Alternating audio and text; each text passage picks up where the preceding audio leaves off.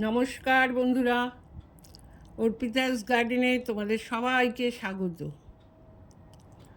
আজ আমি নীল জবা গাছ নিয়ে আলোচনা করব। বর্তমানে ভারত বাংলাদেশে এই ফুল কিন্তু খুব জনপ্রিয়, কিন্তু এর আদি নিবাস হলো অস্ট্রেলিয়া।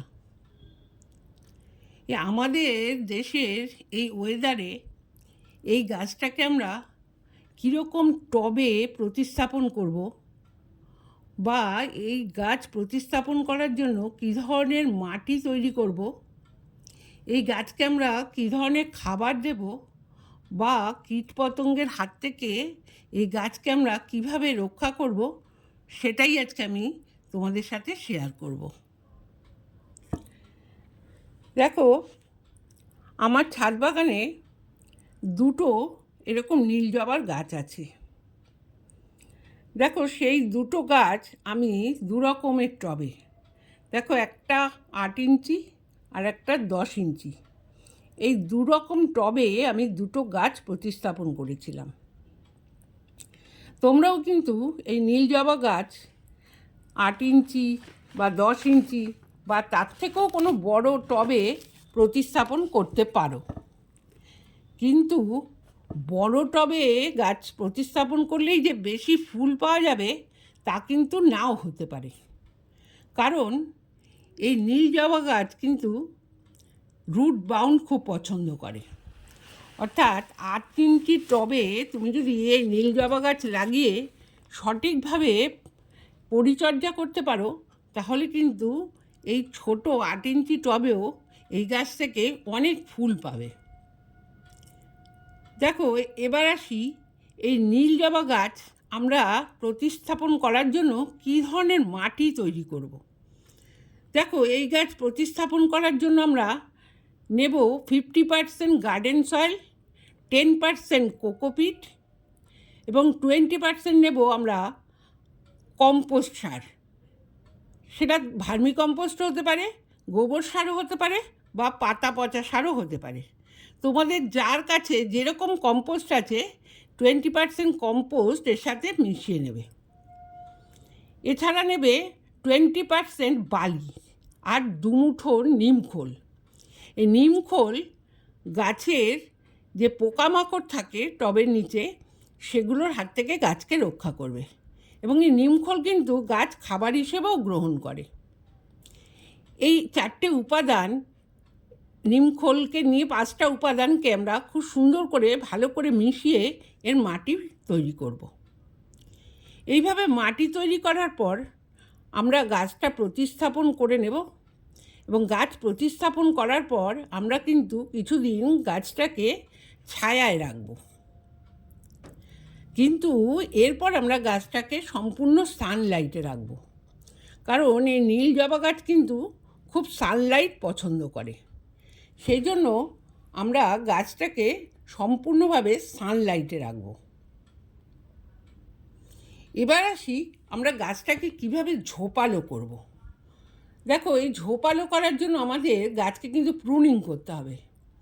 দেখো, আমি ঠিক বর্ষার আগে এই গাছগুলোকে প্রুনিং করে দিয়েছিলাম। প্রুনিং করে দেওয়ার ফলে দেখো, একটা ডালের পাশ থেকে অনেকগুলো ডাল বেরিয়েছে। এইভাবে এই ডালগুলো যখন আরেকটু বড় হবে, তখন আমরা বুঝে গাছের ডালগুলোকে আবারও প্রুনিং করে দেব। এইভাবে প্রুনিং করার ফলে গাছটা কিন্তু ধীরে ধীরে ঝোপালো হয়ে যাবে, এবং আমরা সেই ঝোপালো যত বেশি ডাল হবে আমরা সেই গাছ থেকে তত বেশি ফুল পাব। এবার আসি আমরা এ গাছে কী ধরনের খাবার দেব।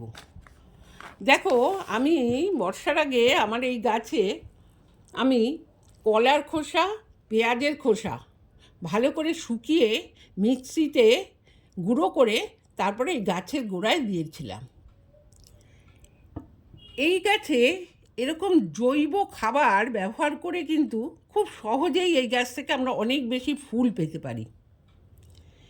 সেই কারণে আমরা এই গাছের জন্য যখন খাবার দেব, প্রথম 15 দিন আমরা যদি এই কলার খোসা ভেজানো জল দিতে পারি, অথবা কলার খোসা, পেঁয়াজের খোসা এগুলো শুকনো করে মিক্সিতে গুঁড়ো করে আমরা গাছের টবে ব্যবহার করতে পারি। তার পরের 15 দিন আমরা গোবর, অর্থাৎ আমরা যে ঘুঁটে ভেজানো যে জল, সেই জলটা এই গাছের জন্য ব্যবহার করতে পারি। তার পরের 15 দিন আমরা এই গাছে আমরা যে কিচেন কম্পোস্ট থেকে যে তরল সার তৈরি করি, সেই তরল সারটা আমরা এই গাছের জন্য ব্যবহার করতে পারি। এছাড়া আমরা যে কিচেন ওয়েস্ট থেকে যে কম্পোস্ট তৈরি করি বা গোবর সার, এগুলো আমরা এই গাছের জন্য ব্যবহার করতে পারি। এই সব জৈব খাবার যদি আমরা গাছে সঠিকভাবে দিতে পারি, তাহলে কিন্তু এই গাছটা সুন্দরভাবে বৃদ্ধি পাবে এবং এই গাছ থেকে আমরা অনেক বেশি ফুলও পাবো। কিন্তু যারা এই কলার খোসা ব্যবহার করবে না, তারা কিন্তু এই গাছে খাবার হিসেবে রাসায়নিক পটাশ সার ব্যবহার করতে পারে। এছাড়া এই গাছের খাবার হিসেবে আমরা গাছের বৃদ্ধির জন্য ডিএপিও কিন্তু ব্যবহার করতে পারি। সবশেষে গুরুত্বপূর্ণ হলো এই গাছে, অর্থাৎ সমস্ত জবা গাছেই আমাদের মিলিবাগ এবং মাকড়ের কিন্তু আক্রমণ হয়। এই আক্রমণ থেকে গাছগুলোকে রক্ষা করার জন্য আমরা নিম তেল স্প্রে করব। প্রতি 7 দিন অন্তর অন্তর 1 লিটার জলে 1 চামচ নিম তেল এবং খুব সামান্য শ্যাম্পু অথবা হ্যান্ড ওয়াশ ভালো করে মিশিয়ে আমরা প্রতিটা গাছে স্প্রে করব। তাহলে কিন্তু আর মিলিবাগ বা মাকড়ের আক্রমণ গাছে হবে না এবং গাছটাও সুন্দরভাবে বৃদ্ধি পাবে এবং আমাদেরকে ফুল দেবে। এইভাবে জৈব উপায়ে সহজ পদ্ধতিতে তোমরা সবাই যদি তোমাদের ছাদ বাগানে এই নীল জবা গাছ প্রতিস্থাপন করে সঠিকভাবে পরিচর্যা করতে পারো, তাহলে কিন্তু এই গাছ থেকে অনেক ফুল পাবে। তোমাদের সবার বাড়িতেই নিশ্চয়ই এই নীল জবা ফুলের গাছ আছে, কিন্তু যাদের বাড়িতে এখনও এই নীল জবা গাছ তোমরা প্রতিস্থাপন করোনি, তারা কিন্তু অবশ্যই এই নীল জবা গাছ তোমাদের ছাদ বাগানে লাগিয়ে দাও। দেখবে খুব অল্প যত্নে এবং এই জৈব খাবারেই কিন্তু এই গাছ থেকে সুন্দর ফুল পাওয়া যাবে। তাহলে আজকে আমার এই ভিডিওটা তোমাদের যদি ভালো লেগে থাকে, তাহলে কিন্তু অবশ্যই একটা লাইক, কমেন্ট এবং শেয়ার করে দিও। আর আমার চ্যানেলে যদি নতুন হয়ে থাকো, তাহলে কিন্তু অবশ্যই আমার চ্যানেলটা সাবস্ক্রাইব করে বেল আইকনটা প্রেস করে দিও। আমার ভিডিওটা আজকে এই পর্যন্তই। তোমরা সবাই ভালো থেকো, সুস্থ থেকো।